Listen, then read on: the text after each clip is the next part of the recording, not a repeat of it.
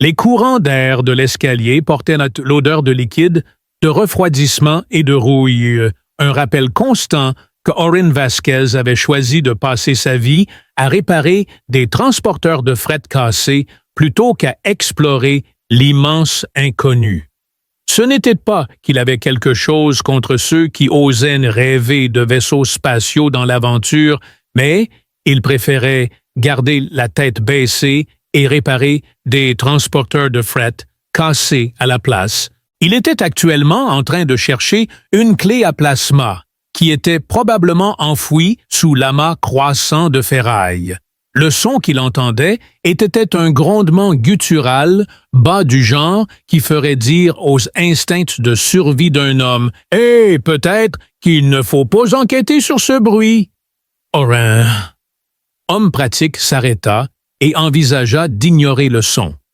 Le truc avec Astéris 5, c'était que si quelque chose grognait à vous, il y avait de fortes chances que ça ait plus de dents que vous.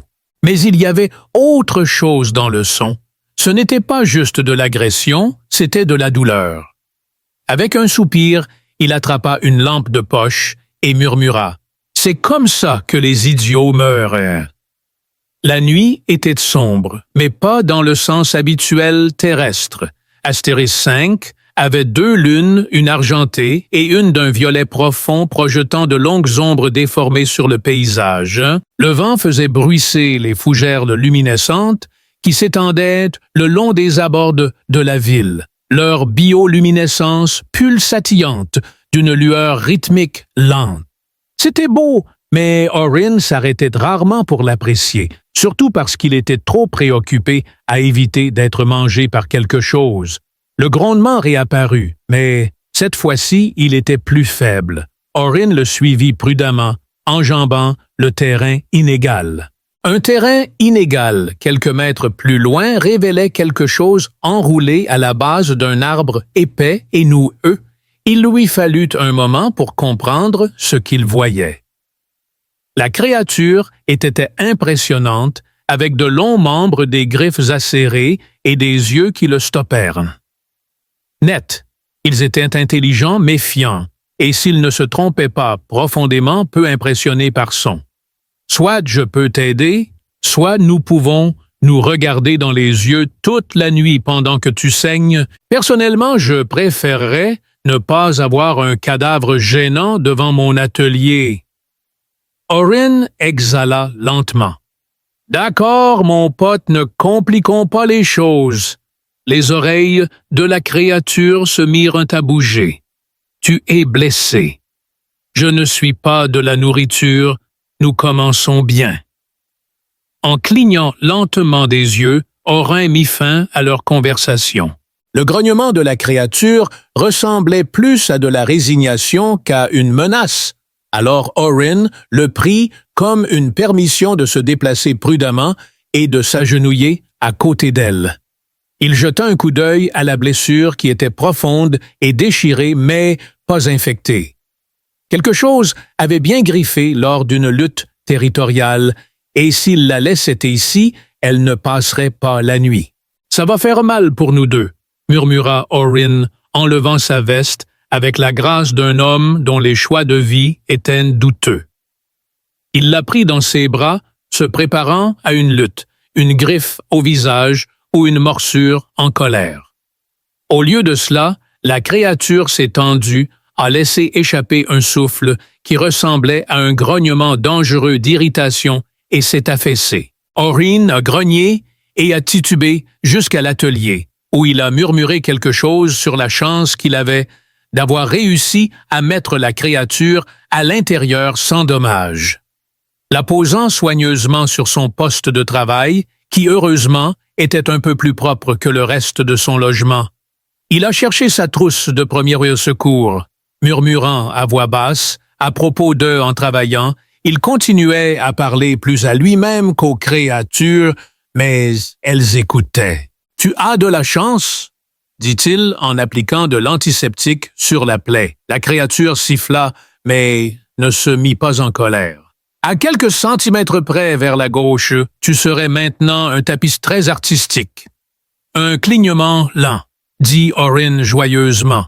Pas que je te transformerais en tapis, ce serait impoli et probablement illégal.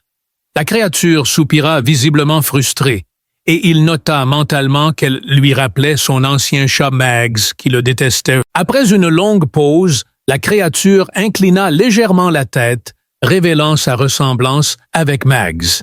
La créature grogna, mais Orin annonça joyeusement qu'elle avait été nommée Mags, parce qu'il refusait de l'appeler autrement. La créature grogna quelque chose dans sa gorge, mais elle s'abstint de toute autre protestation et étudia plutôt ses yeux. Il termina de bander la blessure et recula. « Très bien, grand gars, tu te reposes pas de me tuer dans mon sommeil. » Orin se demandait à quel point la créature était intelligente en se basant sur la façon dont elle suivait ses mouvements. « Tu n'es pas juste un animal sauvage au hasard, n'est-ce pas? » se demanda-t-il. Mags ne répondit pas, mais l'éclat dans ses yeux fit suspecter à Orin qu'il était très conscient de la question. Mags ferma les yeux, poussa un lourd soupir et posa un tabouret à côté de la station de travail. Son dos était douloureux et son cerveau avait l'impression d'avoir été mélangé dans un mixeur. Mais en regardant Mags respirer lentement et régulièrement, il sentit un changement, un danger de créer un lien. Il n'avait aucune idée de ce dans quoi il s'était engagé, mais il savait que ce serait un désastre complet. Orin se réveilla au son de quelque chose qui tombait au sol. Pas un léger bruit sourd, pas le cliquetis délicat d'un outil mal placé, mais un véritable fracas. Avec un sursaut, la pièce s'anima brusquement et il se redressa si vite qu'il faillit tomber de la couchette qu'il gardait dans un coin de son atelier. Pendant un instant, il était confus, se demandant si le plafond était tombé ou si l'univers avait enfin décidé de le punir pour tous ses contraventions de stationnement impayées. Mais alors que sa vision s'éclaircissait, il vit le véritable coupable, Mags complètement alerte et semant le chaos. La créature se tenait sur son établi, observant la dévastation qu'elle avait causée, son expression empreinte de satisfaction. Sa boîte à outils était renversée. Orin se frotta les yeux et murmura « Oh, bien sûr !» avant de continuer « Vas-y, mets-toi à l'aise. » Mags agita sa queue d'un mouvement délibéré et lent le langage universel de « Je choisis le chaos aujourd'hui. » Orin exhala. « J'ai dépensé beaucoup d'argent pour cette bobine à plasma. » Tandis que Mags lui clignait des yeux et maintenait le contact visuel. « Je ne suppose pas que tu sois secrètement un ingénieur de génie et que tu viens de l'améliorer. » Poussa un autre outil de la table avec une patte griffue. Évidemment, Mags n'était qu'une bête sauvage sans vie, il y a à peine un jour, mais maintenant elle est toute bandée et définitivement pas en train de mourir. Elle semblait avoir décidé que la gratitude n'était pas importante, car elle se tenait debout et se déplaçait bien que de manière un peu raide. La bonne nouvelle, c'est qu'elle ne semblait plus souffrir. La mauvaise nouvelle, c'est qu'elle avait pris l'attitude d'un colocataire grincheux qui ne paie pas son loyer. Alternativement, Orin se leva réprimant un grognement, alors que ses articulations craquaient. « D'accord, maintenant que tu sembles de meilleure humeur, réglons cela une fois pour toutes. Tu ne vas pas détruire mes affaires, et je ne vais pas te mettre à la porte. » Mag, en toute justice, lui a fait le traitement du silence, les yeux fixés sur lui.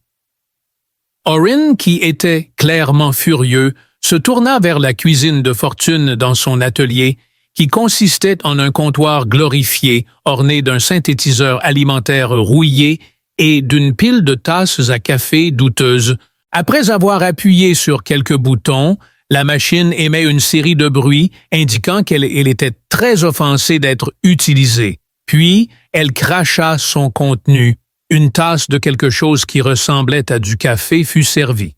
« Bon, voyons ce que nous pouvons faire pour la nourriture. » dit-il en regardant Mags avec une expression fatiguée sur le visage. « Tu vas insister pour la cuisine spatiale, n'est-ce pas? » Mags bâilla dévoilant ses dents impressionnantes. Orrin fouilla dans ses provisions et finit par se décider pour un paquet de barres de protéines qui étaient des rations standards destinées à maintenir les humains en vie. Il en lança un morceau à Mags qui le renifla, puis regarda Orrin comme si elle était insultée. « Et ne me juge pas, dit Mags. » Mags soupira, mais finit par décider de manger. Orrin sirota son café et observa la créature. Elle n'était pas intelligente, mais semblait consciente de son environnement. Elle l'étudiait comme un mécanicien. Examine un moteur étranger cherchant les pièces qui le font fonctionner. Tu n'es pas juste une faune sauvage, au hasard, n'est-ce pas aussi? Pas, se demanda Orrin. Tu as toute cette aura mystérieuse et importante. Max ne répondit pas, mais il y avait une lueur de quelque chose dans son expression, un possible acquiescement. Orrin secoua la tête super. Ça veut dire des ennuis, n'est-ce que pas? Mags retourna à manger sans offrir aucune assurance. Au cours des jours suivants, Orrin découvrit quelque chose d'important sur Mags. Premièrement, il n'avait aucun sens de l'espace personnel.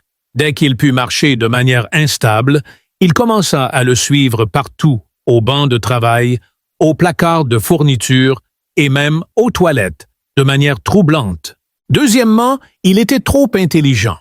Il réussit à ouvrir les placards, ce qui obligea Orrin à cacher son approvisionnement limité de collations dans un... Il découvrit cela après s'être réveillé en voyant Mags lécher un tube vide de pâtes protéinées comme un enfant curieux explorant le sucre. Ce qui était le plus surprenant, c'était qu'il refusait toujours de partir, même s'il était suffisamment guéri pour survivre seul. Orrin avait anticipé qu'il saisirait l'occasion, mais chaque fois qu'il ouvrait la porte ou faisait un geste vers les terres sauvages, Mags le fixait simplement avec un air désintéressé. « Tu sais que tu peux partir, non? » Orrin tenta un soir en se tenant dans le « porte comme tu n'es pas piégé ici ». Mags jeta un coup d'œil dehors avant de s'asseoir et dit « Bon, c'est réglé. Alors… » À la fin de la semaine, Orrin avait accepté sa nouvelle situation. Il avait soit un animal de compagnie, soit un colocataire extraterrestre, extrêmement critique et peut-être illégal. Quoi qu'il en soit, Mags restait, ce qui était étrange, mais tolérable. Tout allait bien jusqu'à l'arrivée des vaisseaux. Ils commencèrent par un bourdonnement bas et vibratoire, le genre de son que l'on pouvait sentir dans ses os avant de l'entendre. Alors qu'Orrin levait les yeux de son établi, le front froncé, il pouvait voir le ciel nocturne habituel, au-dessus interrompu par une soudaine explosion de lumière. L'estomac. Orrin se serra. « Ah !» murmura-t-il, « c'est probablement mauvais. » Mags, perché sur une étagère voisine, se tendit et Orrin s'approcha prudemment de la fenêtre où il jeta un coup d'œil aux vaisseaux élégants. Les coques étaient sombres et réfléchissantes, absorbant la lumière ambiante au lieu d'émettre leur propre lumière militaire avancée. « Oh oui !» murmura Orrin, « c'est définitivement mauvais. » Alors qu'il traitait la nouvelle problème. La ville s'est soudainement animée au son d'une voix diffusée depuis les vaisseaux au-dessus. La voix a dit « Par décret royal, vous êtes par la présente ordonné de remettre le perdu.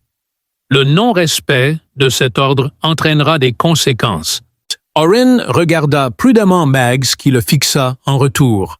Orrin grogna et passa une main sur son visage, se demandant pourquoi il ne pouvait pas simplement trouver des errants normaux dehors. Les vaisseaux descendirent et Orrin sentit que sa vie paisible allait être perturbée. C'était ça. Orrin avait un talent pour ignorer les problèmes qu'il avait affinés au fil des années, en dilanté avec des mécaniciens négligents, des transporteurs de fret impatients et des convertisseurs de puissance défectueux. Il avait appris que la plupart des problèmes disparaissaient d'eux-mêmes ou pouvaient être résolus par de l'argent. Cependant, ce problème était différent. La voix du vaisseau avait clairement indiqué que quelqu'un de puissant voulait récupérer Mags, et si Orin avait appris quelque chose de sa vie, c'était que lorsque les figures d'autorité menaçaient de conséquences en cas de non-conformité, elle ne blaguait généralement pas. Alors, il continua d'ignorer la menace. Il fit une pause, un instant pour réfléchir. « Alors », dit-il en se frottant les tempes pour se clarifier les idées. Il désigna ensuite Mags, qui agissait comme si elle ne remarquait rien. Mags bâilla de manière dramatique, révélant un nombre surprenant de dents. D'autre part, dehors, les vaisseaux descendaient de santo leurs trous noirs élégants, tranchant le ciel nocturne comme des couteaux. L'air était chargé du bourdonnement sourd des moteurs et la rue était illuminée, alors que les voisins jetaient un coup d'œil par leurs fenêtres, chuchotant et marmonnant. Orin n'avait jamais été du genre à « il réparait des choses », vaquait à ses occupations et évitait les complications inutiles. Cependant, il se retrouvait malgré lui à abriter un animal de compagnie fugitif de ceux pour qui ces types travaillaient. Il se tourna de nouveau vers Mags et demanda « D'accord, je ne veux pas te presser ou quoi que ce soit, mais tu veux expliquer pourquoi une bande de vaisseaux militaires sont dehors à te chercher. » Mags fit un mouvement d'oreille, ce qui n'était clairement pas une réponse. Un autre clignement lent était encore pire. Tu n'aidais pas ta cause ici alors qu'il y avait un coup, non des coups violents à la porte. Orin lança un regard terrifié dans sa direction avant de revenir à Mags. « Tu pourras expliquer plus tard », murmura-t-il en se passant une main dans les cheveux. Soudain, les coups redoublèrent, et une voix aiguë et autoritaire dit « Ouvrez la porte. Nous avons 3 secondes avant d'entrer par la force. » Mags, étant incroyablement peu utile, commença simplement à se toiletter. « Incroyable », murmura Orin. « Oh, c'était vraiment efficace. Les gens laissent généralement les choses au moins 10 secondes avant de les casser. » Orin réfléchit à ses options, ouvrir la porte et espérer qu'il ne lui tire pas dessus, courir mauvaise idée parce qu'il n'y avait nulle part où aller, ou temporiser et prier pour un miracle. Il opta pour la 3e option, appelant un instant, alors qu'il se débattait pour pousser Mags derrière le banc de travail. La créature n'était pas contente d'être manipulée et essaya de le mordre, ce qui n'aidait pas, siffla Orin. Un instant plus tard, la porte s'ouvrit violemment, faillit écraser Mags, retirant la porte de ses gonds. Orin recula en arrière alors que 3 silhouettes entraient. Ils portaient une armure noire élégante qui épousait leur corps comme un gant, avec une seule insigne royale lumineuse gravée dans le métal de leur casque. Orin savait grâce à son expérience avec les extraterrestres que de telles insignes n'étaient pas données à n'importe qui. Elles les étaient un signe de connexion puissante. Le soldat en tête était un homme grand et large d'épaules. Le soldat dont les expressions trahissaient son impatience face aux manigances d'Orin avança lentement vers la créature, tandis qu'Orin tentait de paraître déconcerté et impassible. À ce stade, la voix du soldat était sèche, ne laissant aucune place à la négociation, et nous avons suivi sa signature jusqu'à cet endroit. Les yeux d'Orin parcouraient la pièce prenant note de l'établi d'Orin, des outils éparpillés et de l'absence évidente de toute présence extraterrestre. En réponse, Orin haussait les épaules, visant un ton décontracté, disant « je ne sais pas. Es-tu sûr que ton dispositif de suivi fonctionne correctement? » Depuis derrière le hall établi, quelque chose fit du bruit, un bruit clair et audible, et l'esprit d'Orin quitta brièvement son corps. Le regard du soldat se plissa alors qu'il tendait la main vers son blaster, mais Orin, agissant par instinct, fit ce qu'il faisait toujours face aux problèmes qu'il ne pouvait pas résoudre. Il prit la parole. « Lila, je ne sais pas ce que tu fais, mais je pense que ce n'est probablement pas légal, d'accord? » Êtes-vous autorisé à retirer les portes de cette manière? Dit Orin, sa voix teintée d'un rire nerveux. Le soldat resta impassible et Orin ne put s'empêcher d'avaler sa frustration. Il vérifia l'avancement de l'homme et ajouta rapidement un autre pas en avant. « Nous ne sommes pas ici pour négocier. Veuillez vous écarter. » Son cerveau lui supplia de faire quelque chose, mais il était trop distrait pour écouter. Enfin, Mags décida de prendre les choses en main, et dans un flou de mouvement, la créature sauta par-dessus le banc de travail. Ce n'était pas un. Le soldat fut surpris et recula lorsque la créature déchaîna toute sa puissance. Dans un éclair de mouvement, ses mâchoires se refermèrent, frôlant de justesse le visage du soldat. Par instinct, Orin saisit l'objet, le plus proche, une clé à molette bien sûr, et la lança vers l'interrupteur, plongeant la pièce dans l'obscurité. Mags laissa échapper un son qui ne pouvait être décrit que comme un grognement joyeux. Réalisé qu'il n'avait que quelques secondes avant que quelqu'un ne commence à tirer, Orin cria « Allez, allez, allez !» Il est allé chercher les magazines et a crié. Le cœur battant d'Orin poussa la porte arrière, jurant entre ses dents « Oh, nous sommes foutus !» À l'intérieur, une silhouette se tenait grande et majestueuse dans la lumière violette étrange de la lune. Contrairement au soldat, celui-ci portait quelque chose de bien plus élaboré. Une robe rouge, cramoisie et noire tissée de fils d'argent complexes. Les soldats derrière eux juraient et cherchaient des lumières et des blasters, ne sachant pas quoi faire. Orin n'eut à peine le temps de se dire « Oh, c'est probablement important », avant que la silhouette ne s'avance et ne sourit. « Ah » dit l'inconnu d'une voix aussi douce que de la soif. « Vous avez mon animal de compagnie. » Orin fixa Mags qui laissa échapper un bruit bien trop hautain. « Oh, oh » murmura Orin faiblement. Puis, par chance, les lumières à l'intérieur du magasin se rallumèrent et le soldat sortit en trombe blasters levés, son louis mort. Il avait déjà traversé beaucoup de choses auparavant. Une fois, il s'était retrouvé coincé sur une lune où l'air pouvait être respiré.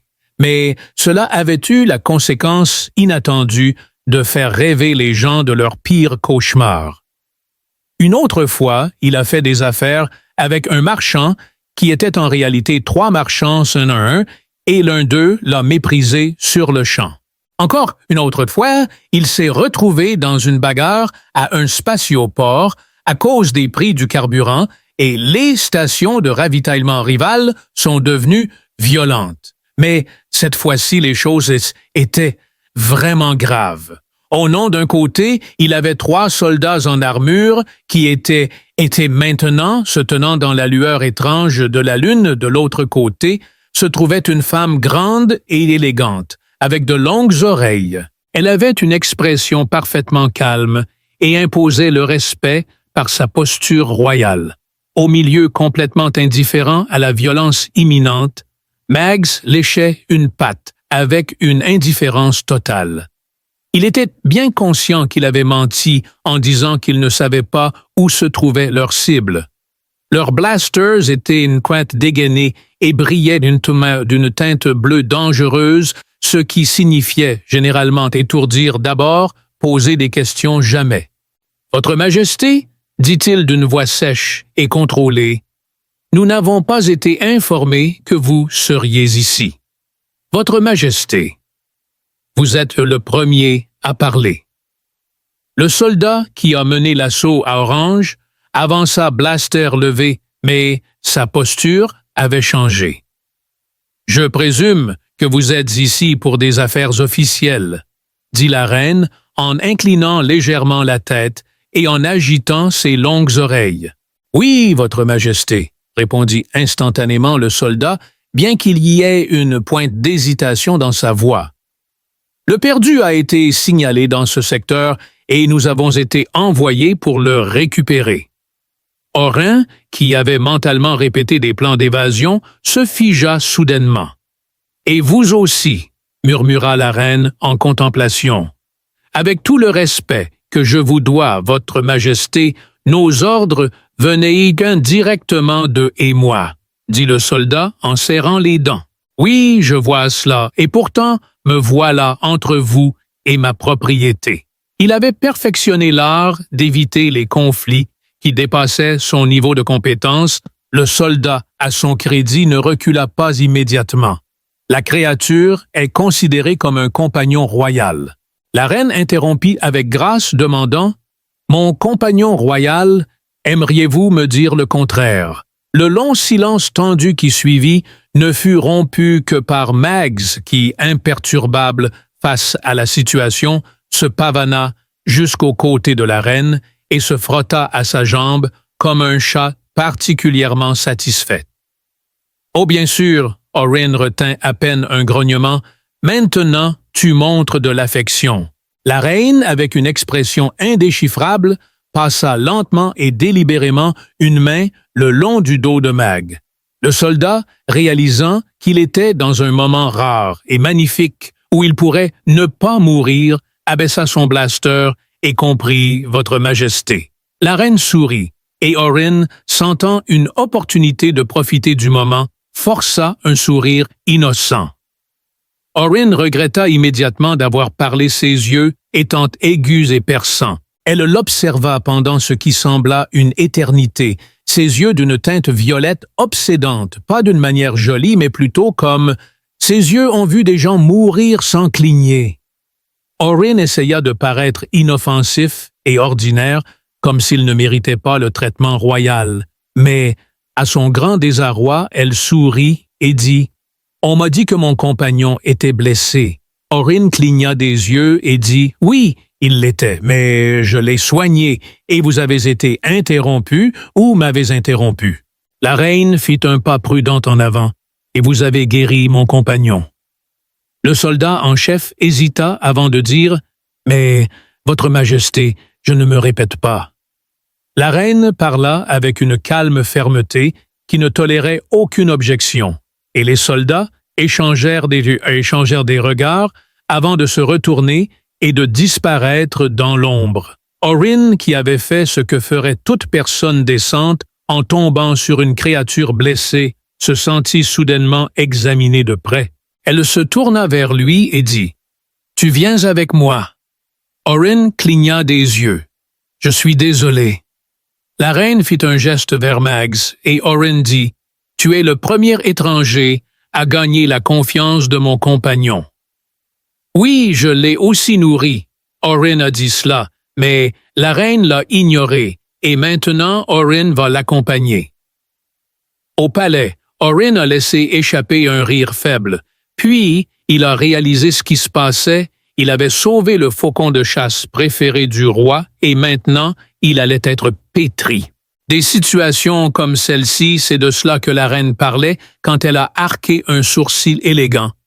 Orin déglutit et dit « D'accord, je me contente de regarder. » La reine jeta un coup d'œil à son atelier à moitié effondré où la porte pendait à un angle étrange après avoir été kickée. Orin suivit son regard et admit « D'accord, des responsabilités vaguement définies. » Il n'y eut aucun changement dans l'expression de la reine. Orin laissa échapper un rire étranglé. « Oh, super en fait ce genre de choses. J'espère que tu sais que c'est de ta faute, Mags, ronronna, alors que la chose se heurta à sa jambe. » Orin, réalisant qu'il n'avait pas vraiment son mot à dire dans l'affaire, poussa un soupir lourd et murmura quelque chose comme « Qu'est-ce qui pourrait mal tourner? » Il suivit ensuite la reine dans l'inconnu, n'ayant jamais été sur un transport royal auparavant. Mais il était assez sûr que cela ne devait pas ressembler à un enlèvement à haute sécurité dès qu'il franchissait la porte scellée. Il se tenait maladroitement au centre de la cabine, les bras croisés, tandis que Mag s'étalait sur l'un des sièges rembourrés comme s'il en était le propriétaire. La reine était assise en face de lui, aussi posée que jamais, et les bouches d'aération régulant la température se mettaient en marche avec une précision troublante. L'intérieur était en métal bleu profond et lisse, avec un éclairage doux doré, créant une atmosphère élégante mais intimidante. On aurait dit un endroit où une tourelle de sécurité cachée pourrait tomber du plafond et vous vaporiser sur place. Oren se demandait si la voiture s'était élevée avec une inquiétante douceur après leur embarquement, ou si les royaux voyageaient toujours dans un silence si feutré et menaçant comme pour dire « Je pourrais mettre fin à toute votre existence d'un seul mot. Enfin. » Oren se racla la gorge et dit « Si agréable trajet. » La reine, lui, lança un regard lent et indéchiffrable qui disait « Il fait un peu froid ici, mais je suppose que c'est l'esthétique. Vous savez, la royauté spatiale mystérieuse et tout. » Elle ne dit rien en réponse, mais Mags bâilla de manière dramatique, et Oren murmura sous son souffle en s'affalant dans un siège. « J'ai l'impression de parler à une statue, » dit la reine en tendant la main vers quelque chose près de son côté. Un petit panneau de contrôle en argent matérialisa de l'accoudoir et d'un geste de son poignet, une réplique holographique de l'image de la reine apparut. Soudain, un écran apparut entre eux, révélant ce que Oren ne pouvait qu'imaginer comme leur destination, une immense ville surplombant une planète engloutie par des tempêtes. Oren plissa les yeux et demanda « Dites-moi que ce n'est pas un vortex mortel en permanence sous votre maison. C'est une tempête contrôlée. » Les lèvres de la reine se courbèrent légèrement et Oren la regarda avec incrédulité. « Vous contrôlez le temps. Nous le régulons. » Oren leva les mains en signe d'incrédulité, pensant « Bien sûr, pas de problème. Juste en train de manipuler tranquillement des systèmes planétaires entiers, comme si c'était un mardi. » Sans prêter attention à ces drames, la reine déplaça l'affichage pour montrer un immense champ d'énergie entourant la métropole flottante. Oren siffla doucement et dit « Tu parles que comme si tu avais beaucoup voyagé. » La reine le regarda pensivement et il haussait les épaules en disant « Je veux dire, oui, pas un voyage de niveau royal, mais j'ai vu ma part d'endroits. Share of Planets a réparé beaucoup de choses, rencontré beaucoup de gens étranges, et il jeta un coup d'œil à Mags. La reine semblait légèrement intriguée, mais il avait quand même choisi de rester sur ce poste avant ces déserts. Certains d'entre nous n'ont pas l'option d'un palais flottant, alors pourquoi n'êtes-vous pas partis? Oren fronça les sourcils, se demandant ce que cela signifiait. La reine inclina légèrement la tête, l'étudiant. Un homme de vos compétences aurait pu choisir une station plus prospère. Mais au lieu de cela, vous êtes resté dans un endroit où peu de gens iraient, ses bras étaient croisés, et il pensa. Peut-être que je préfère les endroits où je ne suis pas continuellement interrogé. Et que la reine sourit subtilement, comme amusée par sa rébellion. Il murmura à voix basse avant qu'elle ne puisse répondre, alors que le transport se secouait dans l'espace aérien contrôlé de la ville. Oren aperçut pour la première fois la haute ville, et c'était à couper le souffle. Les bâtiments scintillaient de métal poli et des passerelles serpentaient entre d'énormes. Les vaisseaux se garaient gracieusement sur une plateforme d'atterrissage privée presque immédiatement, leurs mouvements chorégraphiés pour suggérer des niveaux extrêmes d'automatisation. L'air scintillait avec des champs de confinement qui bloquaient la turbulence de la tempête en dessous. Oren admit se pressant un peu plus près de la fenêtre. « Je te l'accorde, c'est impressionnant. » L'expression de la reine resta neutre. C'est chez elle. Dès que la porte s'ouvrit avec un sifflement, les gardes qui les attendaient s'avancèrent. Mags, quant à lui, sauta comme un empereur de retour de guerre, tandis que Oren hésitait. La reine se retourna vers lui et demanda « Tu viens... dit Oren, en désignant vaguement les nombreux individus armés à l'extérieur, « vont-ils me laisser survivre? » Mags trottait hardiment en suivant la reine alors qu'elle sortait. Et Oren laissa échapper un « oui » haletant. La reine leva un sourcil élégant, mais elle ne répondit toujours pas à ma question.